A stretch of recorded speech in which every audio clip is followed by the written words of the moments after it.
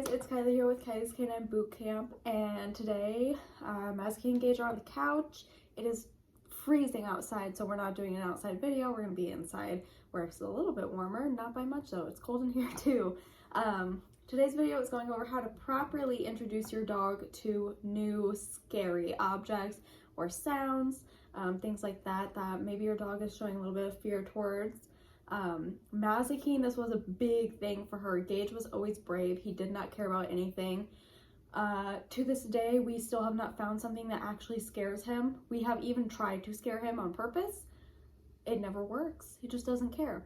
With Mazzy, she is slacking just a bit in the confidence department, so she's more of those dogs that's more likely to be scared of a new sound or a new thing, just because that confidence is just a little bit below that bar that I would like it to be at. So we did have to work a lot with this. This video is coming out at the perfect time because it is getting closer and closer to Halloween, meaning more and more scary things are coming out. And on Halloween day, if you are someone who's taking your dog, you don't want them to be scared by other people. With Halloween approaching, I will say this, you do want to get your dog used to masks now. I know it sounds weird, but a lot of dogs don't like masks. That is a common thing. Gage wasn't scared of them, but he didn't like them, and you could tell. He was still brave through it. He still had no issue, but he never really has liked masks. That's probably the only thing he's ever really been like about. So definitely get your dog used to people in masks. That is such a big thing for them. So when it comes to getting your dog used to something scary, you want to expose them to it. That doesn't mean force them to interact with it. And that's one thing that a lot of people do wrong, which I understand, and with dogs, you can't just throw them at something they're scared of. That's gonna just push them further into that anxiety of whatever is scary to them. So you can't just force them to interact with it. You want to expose them to it without overexposing and without doing too much. As soon as you see your dog being too stressed, a little bit of stress is going to be normal with something that's scary to them. Obviously, it's scary, but once they start getting too stressed, you need to remove them from the situation, or stop whatever's going on and just let them relax, because we can't over push that.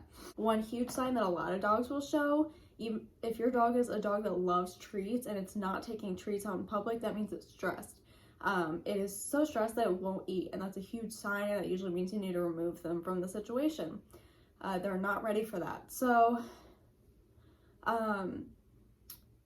Mazzy, we actually have quite a few decorations out. For the most part, Mazzy has been fine with them, surprisingly. She barked at like this witch that's hanging up a few times at night because I think she thought someone was out there, which was funny, but she wasn't scared of it. She is scared of the inflatable dragon. I did a proper introduction. Okay, so right here I am actually doing the proper introduction when all the stuff was first placed. So she has not seen this before in this clip. Her tail is kind of low.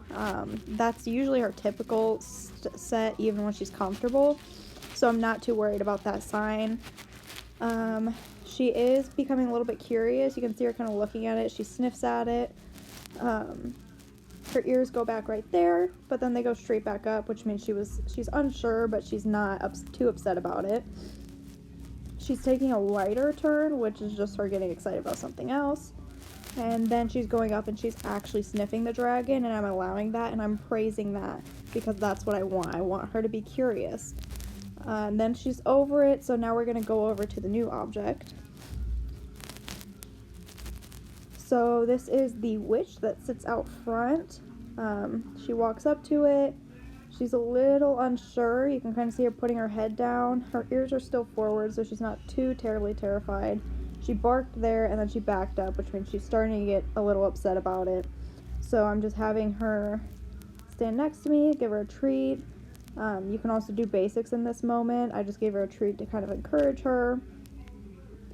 And now I'm going to walk her just a little bit closer to it. I'm not forcing her to go up to it, but she is getting a little bit closer, and then she's going to become curious on her own.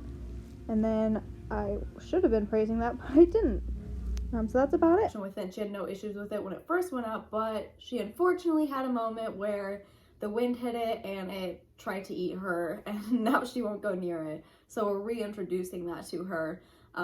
Typically she's not a dog to just freak out over one incident and just never heal from it, but it is a big scary dragon. It makes a lot of noise. It is like 20 feet tall and it fell on her, so I do understand why she's still iffy about it, but she's not so bad that she's like barking or growling every time you go near it, stuff like that, so I'm not as worried.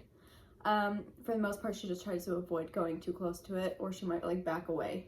Basically, when you are introducing something new, something scary, something loud, doing the basics is all you have to do. You do not need to force your dog to interact with that thing. They just need to do the basics around that thing. So with the dragon, you can see in the video that I did take a slower approach to it, and I did show her the Witch 2, which she had a little bit of issues with at first, and then after that first meeting, she was fine. I think she thought it was a real person. So once she realized, oh, that's not gonna pet me, that's not some kind of stranger on my property, she was fine with it. But you can see that I'm kind of letting her have that curiosity and letting her sniff if she wants to. I'm not forcing her to go up to it. I'm not forcing her to sniff it. I'm not picking her up and putting it in front of it, things like that. You don't want to do that. So allow the curiosity. If they're showing signs that they want to investigate, they want to interact with it, you allow that and you encourage that. And then if they're showing kind of signs of being scared or they're backing up, that's when we're going to do basics. If they're not that scared of it and they're being curious, don't discourage that. That's when they are going to be scared of it, because you discourage them from getting too close, and now they're like, why can't I be too close to that? Is it going to hurt me? So if they're investigating on their own, if they're sniffing on their own, if they're approaching on their own, let them do that. We don't want them to become scared because we freaked them out about it. So make sure that you're allowing them to investigate if they want to. If they don't, and they're really that scared where they don't even want to sniff it, that's when you're going to do basics around the object. So like with the dragon, I would have gone out probably about a foot or two to start with. I don't have a super big front yard, so it's not like we had a whole lot of room to work with, but I would have gone out maybe 2 feet and started doing basics. Focus, sit, heel, circle, just stuff that she enjoys doing and that she knows really, really well. Focus is a big thing that I really, really encourage around scary things for them, because it kind of brings them to you and they're not as focused on that object. Because even if I'm telling her to sit, she can still stare at that. She can still be distracted, because she will still listen even if she's distracted by something, but she's not focused, and we want her or him focused on you, because that's going to help them calm down a bit. If the dog is really freaked out and it's really, really bad, you can have them lay down with distance. Like if every time you get too close to it, they start like trying to get out of their collar or whatever, you can go back, give them enough distance, see where the boundary is, and then on that boundary line, have them lay down, have them relax, give them some treats, have them do something from the down position, like focus. Mazikeen can do high fives from the down position. She loves high fives. That boxer in her definitely shows when it comes to her feet. But things like that for dogs that are super freaked out. Otherwise, if they're not super freaked out but they're not wanting to approach it, just do basics with it. You can also have them stay. You can approach it, touch it, and that does help them. Most of the time that will help them. So you can touch it, play with it. You can talk to it like a dog, be like, good job, good boy, good girl. That's what I did with the dragon. And that's what I do sometimes if she seems really freaked out by something. I also use gauge a lot. So if you do have another dog and your dog is a dog that learns very well from another dog, like Mazikeen, she's a very pack-oriented dog, you can also use the other dog. So Gage was literally going from, there's like a space, it's like the back feet, and then it's like the front paw of the dragon is holding like the skeleton head, and there's a space in between, and he was doing it like he was doing tunnels and agility. He's always loved the tunnel, so he was just going back and forth through it, and that did help her a lot. It helped her kind of be like, maybe it's not so bad, because I mean, he's literally going underneath it and he's going out fine and happy. So that does help her too. So it does depend on your dog what the best one will, but those are the different things that you can use. Yourself approaching it and being comfortable around it, petting it, another dog, approaching it, being comfortable and petting it, being happy, doing basics in the general area of that thing, or having them lay down and give them time to de-stress. When it comes to loud noises, if this was one of those things where like you were out in public and you heard a train honk and then your dog flipped out, you can actually do that at home. You can play it on, I have surround sound speakers, so it definitely helps for me. If I had noticed a specific sound that she's scared of, we play it on the speakers and get her used to it and do basics around that sound. You're basically gonna do the same thing. You're applying the same techniques, but you can't approach a sound. So that's pretty obvious. You can't go up and pet a sound. So that technique is out of the picture, but the lay down and de-stress, the doing basics, and using another dog all still can work for your dog. Gage is her biggest help. So whenever we can, he's out of work now. He can't be on long outings, but sometimes if we do a shorter outing, or if he's having a really good arthritis day and he's not really in much pain and he's not showing any signs of like his back leg's not working as well, we will take him on shorter outings and pet-friendly places to help boost her confidence out in public, and that does help her. But you're not always going to have another dog with you, so for the most part it's going to be those first two options of exposing them around it with still doing basics and still kind of working through it. That's the best way to do it. But again, if the dog is too stressed, you have to remove them from the situation. With Halloween being around, if you decide to go in a Halloween store, it's great practice, but keep in mind there is a lot of things going on there. People are pressing buttons where things are jumping out, they're making loud noises, people are wearing masks.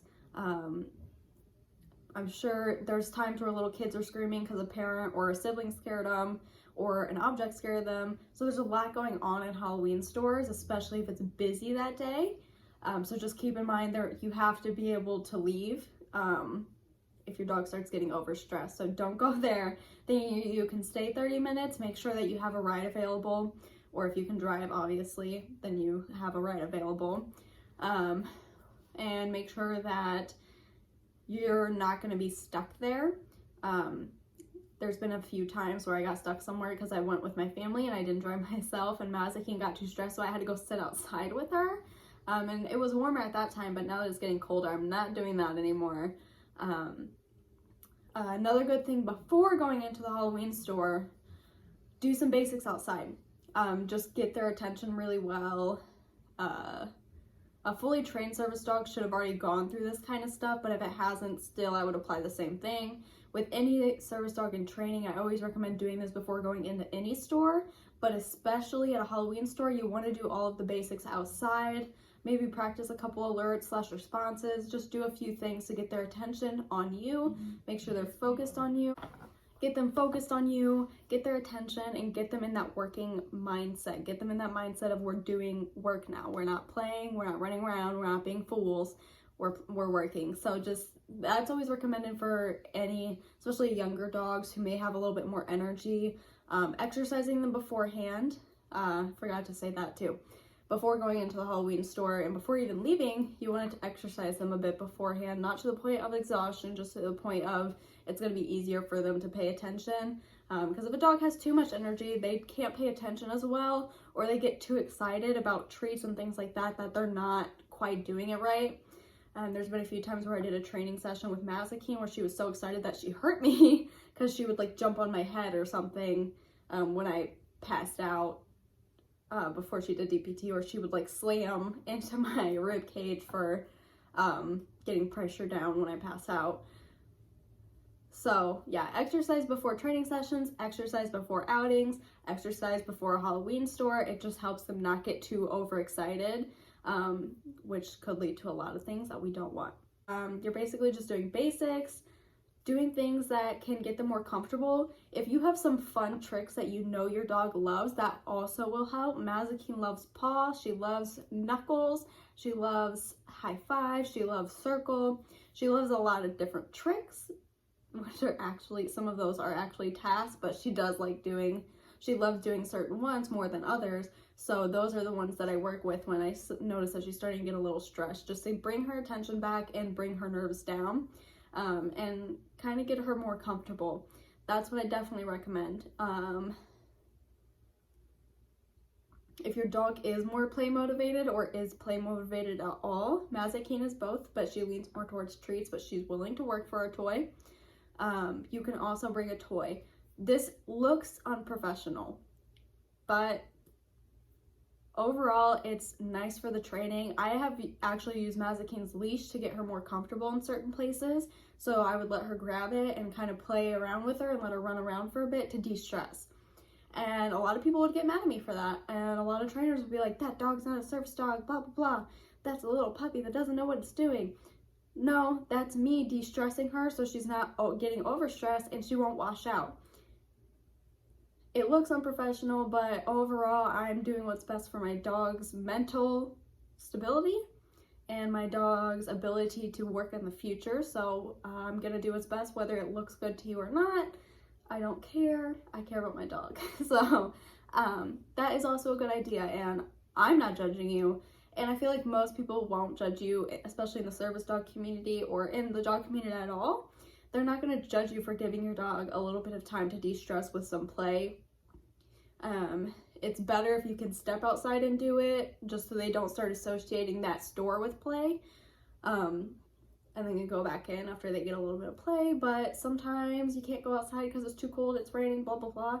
I get that, and I just play in the store because I don't want to stand outside at the time, and if it's too hot for me, it's way too dangerous for me to be out in the cold, which also applies for being too cold. If it's too cold or too hot, it's too dangerous for me.